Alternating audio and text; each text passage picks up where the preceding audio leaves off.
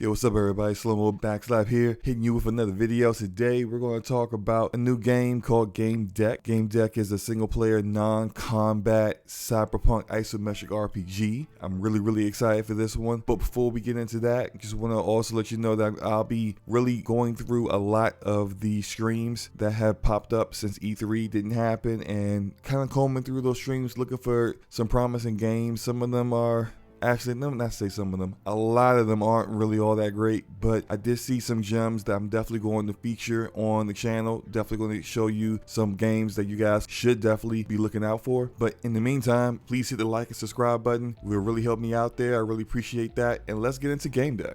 So in Gamedec has basically a real world and a virtual world. And the virtual world is so immersive, so close to being to the real world, it's very difficult for people to tell the difference between the two. And who you are in Gamedec is you are a game detective. So you solve crimes inside this virtual world and you have to actually really investigate, figure out what the issues are. And it has very many narrative trees and different ways that particular case can be solved. You have to gather information from witnesses, suspects, get to the bottom of everything. You can choose to save lives or you can choose to not save lives, and whatever you choose to do, the consequences of your actions will play out in how other cases may go and what resources or people that may be able to help you be available later on. So it's really in depth. For example, there's this one part that the developers spoke about where in one particular case you meet someone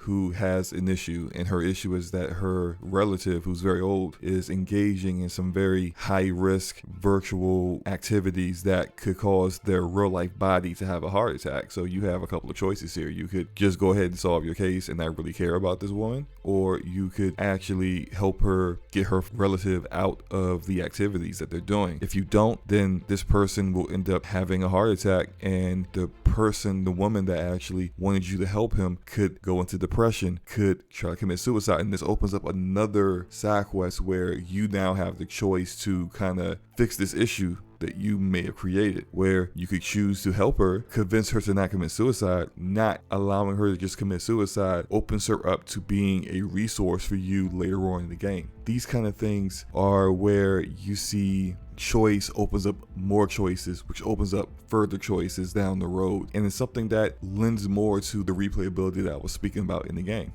The game will consistently adapt to your choices, and it doesn't really judge you off of what you do. So if you want to be the biggest scumbag in the world, you can do that. The game doesn't really judge you. If you want to be a goody two-shoes, a Captain America kind of guy that want to save everyone, you can do that. The game's not going to judge you. It's essentially you are the sum of your choices. So I really find something like this really interesting because I haven't seen too many RPGs out here recently that really gives you so much choice. We saw so many of this from BioWare back in the day, but since they no longer really make games that really give you this level of choice, you're really kind of left with some indie games that really try to dive into it, but nothing seems to be really diving into it the way this one does. Now, this game is supposed to have over 10 hours of high replayability, and they do believe they will be adding additional content like DLC in the future. Now, the game is going to be a multi-platform game, but in the beginning, Gamedec will only be coming out on PC, and then once they have got the PC version solid, they're going to shift their focus towards consoles. So definitely going to be a next-gen console game, although this game isn't very